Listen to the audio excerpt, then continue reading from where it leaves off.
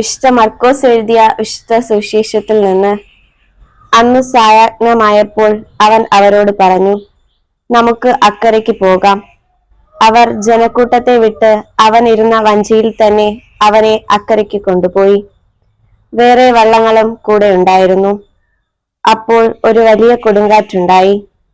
തിരമാലകൾ വഞ്ചിയിലേക്ക് ആഞ്ഞടിച്ചു കയറി. വഞ്ചിയിൽ വള്ളം നിറഞ്ഞുകൊണ്ടിരുന്നു. യേശു അമരത്ത് തലയണ വെച്ച് ഉറങ്ങുകയായിരുന്നു. അവർ അവനെ വിളിച്ചുണർത്തി പറഞ്ഞു, ഗുരു, ഞങ്ങൾ നശിക്കാൻ പോകുന്നു, നീ അത് ഗൗനിക്കുന്നില്ലേ? അവൻ ഉണർന്ന് കാറ്റിനെ ശാസിച്ചുകൊണ്ട് കടലിനോട് പറഞ്ഞു, അടങ്ങുക, ശാന്തമാവുക. കാറ്റ് ശമിച്ചു, പ്രശാന്തത ഉണ്ടായി. അവൻ അവരോട് ചോദിച്ചു, നിങ്ങൾ ഭയപ്പെടുന്നതെന്ത്? നിങ്ങൾക്ക് വിശ്വാസമില്ലേ? അവർ അത്യധികം ഭയന്ന് പരസ്പരം പറഞ്ഞു, ഇവൻ ആരാണ്? കാറ്റും കടലും പോലും അവനെ അനുസരിക്കുന്നല്ലോ. യേശുക്രിസ്തുവിൽ എത്രയും സ്നേഹം നിറഞ്ഞ സഹോദരങ്ങളെ, ഇത് നമ്മൾ കാണുന്നത് സന്ധ്യയായപ്പോൾ യേശു ശിഷ്യന്മാരും കൂടെ വഞ്ചിയിൽ കയറി മറുകരയിലേക്ക് യാത്രയായിരുന്നു. വഴിമധ്യേ വലിയ കൊടുങ്കാറ്റടിക്കുകയും വലിയ കടൽ ആഞ്ഞടിക്കുകയും ചെയ്തുകൊണ്ടിരുന്നു. ഈ സമയത്ത് ഈശോ വഞ്ചിയുടെ തലപ്പത്ത് തലയണ വെച്ച് ഉറങ്ങുകയായിരുന്നു. ഈശോ ഇതൊന്നും അറിയുന്നില്ല. ശിഷ്യന്മാർ ഭയപ്പെട്ട് യേശുവിനെ വിളിച്ചുണർത്തി, ഗുരു, ഞങ്ങൾ നശിച്ചു പോകുന്നു എന്ന് പറയുന്നുണ്ട്. ഈശോ എണീറ്റ് കടലിനെയും കാറ്റിനെയും ശാന്തമാക്കി. പ്രിയപ്പെട്ടവരെ, ഈശോ ശിഷ്യന്മാരോട് പറയുന്നുണ്ട്, നിങ്ങൾ എന്തിനു ഭയപ്പെടുന്നോ? ഞാൻ കൂടെ ഇല്ലേ? പ്രിയമുള്ളവരെ, നമ്മുടെ സമൂഹത്തിലും വളരെയധികം ഭയപ്പാടുകൾ, ആശങ്കകൾ ഉള്ള ഒരു കാലഘട്ടമാണ് ഇപ്പോൾ.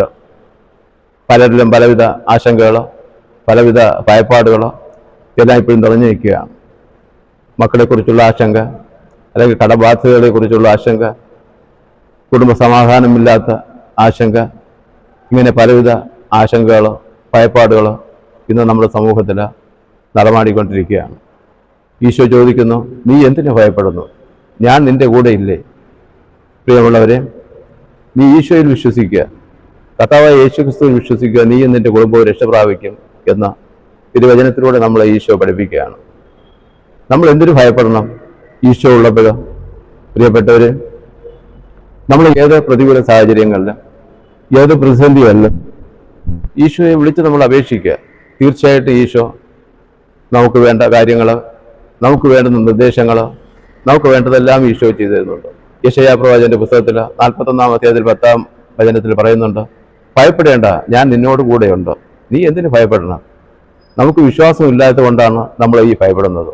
അതുകൊണ്ട് നമ്മൾ ഏത് സാഹചര്യത്തിലും, ഏത് പ്രതികൂല സാഹചര്യങ്ങൾ വന്നിരുന്നാലും നമ്മൾ യേശുവിനെ മുറുകെ പിടിക്കുമ്പോൾ തീർച്ചയായിട്ടും ഈശോ നമ്മളെ രക്ഷിക്കും എന്നുള്ള ഒരു വിശ്വാസം നമ്മുടെ ഇടയിലുണ്ടാവണം.